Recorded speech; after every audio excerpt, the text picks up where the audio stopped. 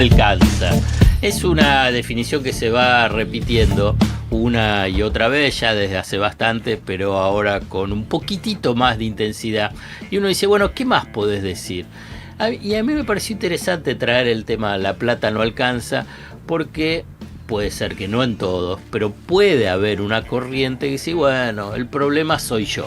O el problema soy yo de que por ahí no consigo el mejor trabajo, que en realidad tengo uno pero podría tener 2 trabajos, y en realidad tengo 2 trabajos pero podría tener 3 trabajos. Claro. Y en lugar de... Entonces yo quiero tratar de transmitir algunos conceptos, algunas ideas, algunas puntas para tratar de liberar de culpas bien, a la persona, bien. A la persona pluriempleada. Sí, no es mi culpa. Que no es la culpa tuya que la plata no te alcance. Y entonces hay diferentes variables, si querés económicas, macroeconómicas, o si querés políticas económicas, que te llevan a una situación de agobio financiero y agobio presupuestario. Y ese agobio no es por arte de magia, porque en general una de las características que tienen las políticas de ajustes, mejor dicho, las narrativas de las políticas de ajuste, es que las escinden, como que no tienen nada que ver. Hacen la política de ajuste y no es que eso tiene consecuencias, por ejemplo, claro, de que la plata no te alcance. Entonces, ¿por qué la plata no te alcanza? Perdonen si parece algunas cuestiones muy obvias, pero a veces las obviedades sirven para dar la integralidad de una situación que agobia a nivel personal, que cruza la subjetividad, que plantea problemas existenciales, cuando en realidad son problemas personales, problemas políticos que se resuelven colectivamente, aunque suene extraño, se resuelven de esa forma. ¿Y cómo colectivamente? Y bueno, cuando se interviene políticamente para cambiar esas políticas de ajuste que tiene una narrativa que decir, bueno, a vos no te va a tocar, y si te toca es claro, por tu culpa. Bueno, la plata no te alcanza porque vuelvo a repetir, lo digo y voy a decirlo y me parece una obviedad, porque los precios suben más rápido que tus ingresos, sí, tu salario. Claro. Eso te puede parecer como decir, sí, bueno, yo ya lo sé. Bueno, y entonces, ¿por qué no pensás? Y pensemos, bueno, los precios, ¿qué precios suben? Porque la narrativa del ajuste es que hay estabilidad de precios. La narrativa del ajuste es que no hay inflación. Que la inflación está domada, sí, en terminología liberal libertaria. Los precios suben más allá y con más intensidad que el índice oficial. Punto 1. Que es lo que tenés que tener en cuenta. Sí. Sube más. Digamos, sale el índice oficial, es un índice oficial no que miente, pero que no refleja la realidad. ¿Por qué? Porque está calculado con una canasta de consumo del 2004. O sea, cualquiera, totalmente desactualizada. No tiene nada que ver con tus niveles de consumo. La tasa de inflación es más elevada que ese 2,5, 2,4, 2,3 o ese 2%. Es más elevada. Pero a la vez, esa tasa de inflación, que es un poco más elevada, está en esta suerte de, entre comillas, en la narrativa del ajuste estable, porque uno de los factores principales para mantenerla de esta forma es que tu salario no aumente. Y entonces los salarios formales negociados en paritarias se negocian por debajo de esa tasa de inflación que ya está subestimada. O sea que sería claro, todavía muchísimo más el retraso. Entonces muchos te van a decir, che, pero ¿qué tiene que ver la negociación paritaria del sector formal? Pero si yo estoy en la informalidad o estoy en el monotributo. Aunque la narrativa del ajuste no lo menciona, los salarios negociados en paritarias actúan como referencia, claro, para el resto de los salarios. Si bien hay una brecha, no puede haber una brecha de decir, bueno, mirá, hay un salario de 2 millones de pesos y el salario que te van a pagar es de 300.000 pesos. Digamos, en general va acompañando porque hay algún tipo de presión. Obviamente que esa negociación es más compleja por esta situación de mayor presión en el mercado laboral, porque la narrativa del ajuste no te lo menciona, pero tenés más desempleo. Sí. Ese desempleo formal que actúa de referencia. ¿Y cuál es el empleo que en gran parte reemplaza a ese trabajador formal? Es el trabajador informal, sí. El de la plataforma, el cuentapropista, el que hace emprendimientos en redes sociales. El de las monotributos. Sí, claro, monotributo. Entonces, ahí es donde que tenés que los ingresos no acompañan la evolución de precios. Por eso los precios no, la plata no alcanza. Entonces, eso no es por arte de magia, no es por algún efecto natural, un movimiento natural de la economía. Hay una política económica deliberada para que así funcione. Pero hay un elemento adicional. Que ahora se hace más intenso. Si vos tenés un gasto de 100, pero tenés un ingreso de 95, inicialmente los que tienen posibilidad, no todos, pero un número importante de acuerdo a las propias estadísticas oficiales, dice, y inmediatamente no ajustás tus gastos a ese nivel de consumo. ¿Por qué? Porque, por ejemplo, tenés tarjeta de crédito. Claro. Tenés posibilidad de acceso a un crédito personal. Entonces, la deuda pasa a compensar ese menor ingreso. En la primera instancia, en un primer periodo del ajuste.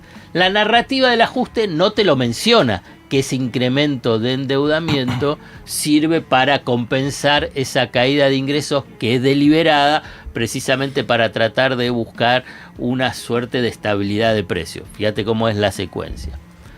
Lo que pasa es que eso es, como todo, y yo menciono en más de una oportunidad, la economía y los fenómenos económicos y sociales tienen tiempos, tienen dinámicas.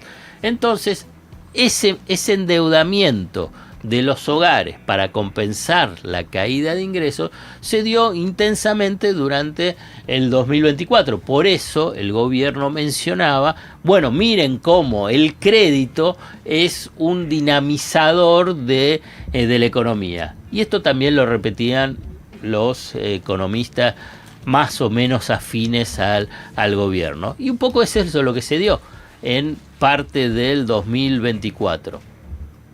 Ahora bien, ¿qué sucede si esa dinámica continúa de inflación, de aumentos de precios, incluso por encima de lo que son los precios oficiales y los ingresos no suben? Esa brecha cada vez se te hace un poco más grande. Claro. ¿Y qué pasa con no pagás? Exacto. No, entonces, o pagás el mínimo, que no es lo recomendable. ¿Cuál es el otro factor que empieza a impactar? Mayor endeudamiento individual. Que la plata no alcanza, sí, claro. Es que tenés que, como no mejora, vuelvo a repetirte, los ingresos no acompañan los precios. Entonces, como no mejoran, pero empezás a tener ahora que pago de las cuotas de la tarjeta de crédito. De la tarjeta de crédito o de los créditos personales. Aumenta la morosidad. Entonces, cada vez tenés menos plata. Claro. ¿Por qué? Porque tenés que pagar ese endeudamiento que vino a compensar la pérdida de ingresos pasados. Sacar un crédito para pagar un crédito. Bueno, pero es la lógica del gobierno también. Pero ahora, ¿dónde se refleja eso? En el incremento de la morosidad. Claro. Hace 11 meses en forma consecutiva, la morosidad en el pago de las tarjetas de créditos y los créditos personales, o sea, el endeudamiento de los hogares, está creciendo. Y con casi el 10% en tarjeta de crédito, un 7,6% en créditos personales. Sí. Entonces, ¿qué es lo que pasa? Vos decís, saco un crédito para pagar la deuda. Exacto. Pero los bancos, ¿qué pasa ahora? Te dicen, pará, no sé si te voy a dar tanto crédito ahora. ¿Por qué? ¿Por qué? Porque tenés una situación de, bueno, vos ahora ya estás con mora, Bueno, voy a otro banco, pero otro banco se fija y entonces se hace más complejo. La plata no alcanza en el 2025 es diferente a la plata no alcanza en el 2024. Esto es lo que yo les quiero mencionar. Claro. Durante el 2024 es la plata no alcanza, busco otro empleo, busco otro, soy pluriempleo, busco bicicleteo con la tarjeta de crédito, veo créditos personales y bueno, más o menos la fui piloteando. En este 2025 y con perspectivas del 2026 es muchísimo más complejo. La plata no alcanza porque bueno, ya tengo 2, 3 empleos, ¿cuánto más? Ya no podés tener más. Después decís, ¿puedo sacar otros créditos? Y no puedo sacar otros créditos. ¿Por qué? Y porque pues ya no me da, no me da la espalda. No me da los límites, no me da la tarjeta. Entonces pasa a estar todos más ahogados. Y además, ¿en qué escenario? En que los precios siguen subiendo mucho más de lo que dice el INDEC y los salarios no. Entonces es un juego de pinza que se hace una situación cada vez más agobiante para la mayoría de la población vinculado con el tema de los precios, con el tema de los ingresos. Esto es lo que estoy hablando a nivel de los hogares, pero esto también se traslada a, si querés, al pequeño comerciante, al pequeño industrial. Claro. Tiene otros matices, pero también tiene esa misma dinámica. Y entonces, ¿por qué incluso venden menos? Entonces dice, che, pero ¿por qué venden menos? ¿Sabes por qué? Porque la mayoría de la sociedad cada vez la plata la alcanza menos. ¿Pero por qué no alcanza? Pero si no ve que tiene 2 empleos, bueno, ya porque empieza a tener tope ese proceso de endeudamiento. Ese proceso de endeudamiento que en última instancia permitía más o menos manejar ese proceso de ajuste. Sí, y el problema es que esto se naturalice. Como bueno, es así. Uno tiene esta cantidad de trabajo, se trabaja todo esto, se vive endeudado, como si esto fuese lo natural y lo normal, y no hay como un pensamiento crítico en torno a eso y el pensamiento de que se puede vivir de otra manera. Y bueno, ahí que nos merecemos vivir de otra manera. Ahí hay que evaluar e identificar, bueno, cómo va a ser ese tipo de reacción o comportamiento frente a estos procesos que tienen una secuencia, que tienen un tiempo. Por eso yo te mencionaba, la plata no alcanza el 2024, es diferente a la plata no alcanza en el 2025 y veremos cómo es la reacción con la plata no alcanza en este 2026, salvo que el gobierno, Milei, Caputo, que tengo grandísimas dudas al respecto, pero planteo como escenario y dice, bueno, aflojo un poco diciendo, bueno, que el salario no sea un ancla antiinflacionaria y decimos, bueno, que las negociaciones paritarias sean aceptadas con niveles que por lo menos empaten los precios o el índice oficial o lo suban. Entonces, pero ahí es que tiene que aflojar. Claro, y además está tan desactualizado que para que empate el aumento tiene que ser inmenso. No, digamos, y aparte también se están dando varios fenómenos. Por ejemplo, esto de los créditos fáciles, ¿viste? El crédito de estas plataformas. DNI. Sí, como que lo sacás rápido con unas tasas terribles que te matan. Mucho crédito de billetera virtual también, que es fácil de sacar. Digo, con un clic en el celular lo tenés y también te endeuda un montón. Y en los barrios populares también lo que se está dando es el avance del narco. ¿Por qué? Porque lo que no se llega, el narco empieza a cumplirlo. Vení, yo te doy esto, yo te ayudo con esto mismo. Pero lo cuenta la Garganta Poderosa y en un montón de barrios populares cuentan que el narco está ayudando a un montón de gente con guita, como rápido, te dan como un crédito. Pero después, bueno, quedas pegado a eso. Entonces, ante la ausencia del Estado, está el avance del narco. Digo, para los diferentes estratos de la sociedad de cómo el endeudamiento está avanzando y te mata, te liquida. ¿Cómo es esa estrategia de supervivencia? Yo te lo estaba mencionando a nivel, no lo formal, pero lo tradicional, pero cuáles son otras vías alternativas. Lo que pasa es que son las vías alternativas de emergencia, las vías alternativas de la desesperación. Claro. Después de eso viene el abismo, porque ya no hay otra salida alternativa a eso a nivel del extremo. Yo creo que ese proceso, vuelvo a repetir, va a ir profundizándose. Entonces es en el 2026 la plata no alcanza, va a tener una intensidad y una dimensión mayor que veremos cuál es la respuesta en términos sociales y obviamente también políticos. Pasa que yo vengo de allá, donde hablan con che, donde quieren todo ya.